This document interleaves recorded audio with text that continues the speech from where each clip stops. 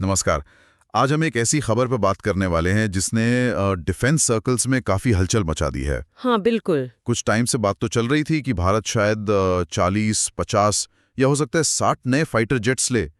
लेकिन जो अब रिपोर्ट्स आ रही हैं वो इशारा कर रही हैं एक कहीं ज़्यादा बड़ी संख्या की तरफ। पूरे 140 सुखोई Su-57E स्टेल्थ लड़ाकू विमान।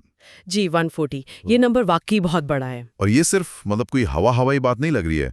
बिजनेस स्टैंडर्ड, द प्रिंट जैसे जो बड़े पब्लिकेशंस हैं उनकी रिपोर्ट्स बता रही हैं कि ये भारतीय वायुसेना की एक सोची समझी योजना हो सकती है। हाँ, एक प्रॉपर प्लान का हिस्सा लगता है ये। तो जाहिर है जब इतनी बड़ी संख्या सामने आती है 140 विमान, तो बहुत सारे सवाल उठते हैं। हाँ, कई सवाल। तो आज की हमारी कोशिश यही रहेगी कि इस पूरी महत्वाकांक्षी योजना को थोड़ा समझे, परत दर परत। बिल्कुल। कि ये 140 विमान आखिर आएंगे कैसे? क्या इसका मतलब है कि भारत का अपना जो 5th जेन फाइटर प्रोग्राम है AMCA वो कहीं ठंडे बस्ते में चला गया है? ये एक बड़ा सवाल है। हाँ। और रीजनल पावर बैलेंस पर, खासकर हमारे पड़ोसियों के लिहाज से इसके क्या मायने होंगे? तो चलिए इस पर थोड़ा विस्तार से चर्चा करते हैं। जरूर। तो शुरुआत इसी नंबर से करते हैं। 140 विमान, जैसा आपने कहा, ये पिछली चर्चाओं से बहुत ज्यादा है। पहले तो 40 से 60 की रेंज थी। हाँ। कुछ रिपोर्ट्स इसे मेगा लेवल की तैयारी कह रही हैं। तो ये इतनी बड़ी संख्या, इसका मतलब क्या निकाला जाए? हाँ, देखिए ये संख्या अपने आप में ही एक बड़ा सिग्नल है।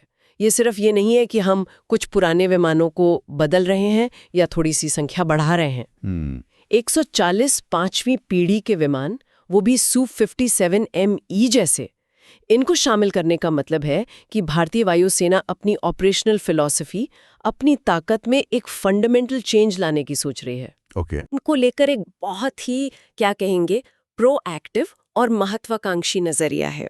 मतलब ये सिर्फ क्वांटिटी नहीं, क्वालिटी और स्ट्रैटेजी का भी शिफ्ट है। बिल्कुल, एक क्वांटम जंप कह सकते हैं इसे। अच्छा, इन रिपोर्ट्स में एक और बात का जिक्र है, एक खास 2+5 फॉर्मेशन का। ये सुनने में थोड़ा टेक्निकल लगता है, इसका क्या मतलब है? ये 2+5 क्या है? हाँ, ये 2+5 फॉर्मेशन बेसिकली इस पूरी डील के स्ट्रक्चर को बताता है। ओके। इसे दो हिस्सों में समझिए। पहला है 2, इसका मतलब है 2 स्क्वाड्रन। ठीक है। एक स्क्वाड्रन में आमतौर पर 18 से 20 एयरक्राफ्ट होते हैं, तो मतलब लगभग 36 से 40 विमान। ये सीधे रूस से तैयार मिलेंगे, फ्लाई अवे कंडीशन में। फ्लाई अवे मतलब रेडी टू यूज? हाँ बिल्कुल, रूस में बने, पूरी तैयार और सीधे इंडियन एयरफोर्स को सौंप दिए जाएंगे। ठीक है, ये हुआ पहला हिस्सा। और ये +5 का क्या मतलब है? हाँ, अब आता है इसका शायद सबसे दिलचस्प और अहम हिस्सा, वो है +5। ये बाकी के 5 स्क्वाड्रन है, यानी करीब करीब 100 विमान। 100 विमान? जी।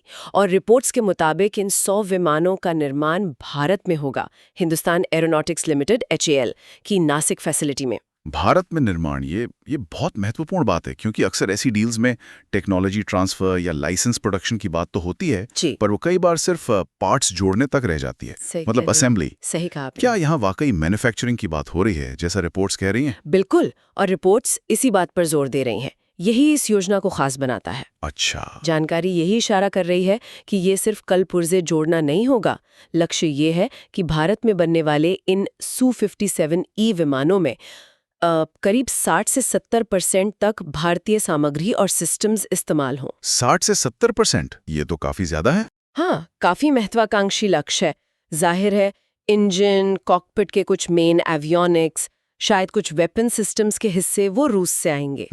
लेकिन जो विमान का ढांचा है, मतलब एयरफ्रेम, उसकी बॉडी, विंग्स, दूसरे स्ट्रक्चरल पार्ट्स, उनको बनाने के लिए जो जरूरी मेटल्स, अलॉयज, कंपोजिट्स हैं, उनका बड़ा हिस्सा भारत में ही बनेगा या सोर्स किया जाएगा, और हेल इन्हें बनाएगा।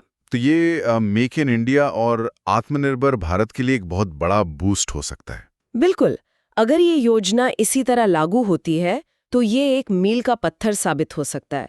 हेल के लिए भी ये एक बड़ी चुनौती होगी, पर एक बड़ा अवसर भी, वो भी इतने कॉम्प्लेक्स 5th जेन एयरक्राफ्ट के लिए। हाँ, 60-70% स्वदेशीकरण का लक्ष्य, खासकर HAL के पिछले कुछ अनुभवों को देखें तो ये आसान नहीं होगा, पर अगर सफल हुआ तो वाकई भारतीय एरोस्पेस इंडस्ट्री के लिए बहुत बड़ी बात होगी। निश्चित रूप से। लेकिन इस बड़ी रूसी खरीद की खबर से जो सबसे बड़ा सवाल मन में आता है, और शायद कई लोगों के मन में होगा, वो है भारत के अपने स्टेल्थ फाइटर प्रोग्राम AMCA का भविष्य। हाँ, ये चिंता लाजमी है। क्या 140 Su-57E खरीदने का मतलब है कि AMC अब मतलब प्राथमिकता से हट गया है या डिले हो जाएगा? देखिए, ये सवाल कई डिफेंस एनालिस्ट्स ने भी उठाया है, लेकिन जो रिपोर्ट्स अभी तक सामने आई हैं, वो कुछ और कहानी कह रही हैं। अच्छा, क्या कह रही है? उनके अनुसार ऐसा नहीं है। मतलब इस योजना को AMCA प्रोग्राम को खत्म करने या धीमा करने के लिए नहीं देखा जा रहा, बल्कि एक तरह से उसे सपोर्ट करने के लिए। सपोर्ट करने के लिए? हाँ, देखिए, AMCA भारत का एक बहुत ही एम्बिशियस प्रोजेक्ट है। इसका लक्ष्य क्या है? F-22 रैप्टर या F-35 जैसे दुनिया के टॉप फाइटर जेट्स के लेवल का विमान बनाना, जिसमें बहुत एडवांस्ड स्टेल्थ फीचर्स हों, सेंसर्स हों, वेपन्स हों। अब इतनी कॉम्प्लेक्स टेक्नोलॉजी को डेवलप करना, टेस्ट करना और फिर उसे पूरी तरह ऑपरेशनल करना, इसमें टाइम लगता है। हाँ, लगता तो है।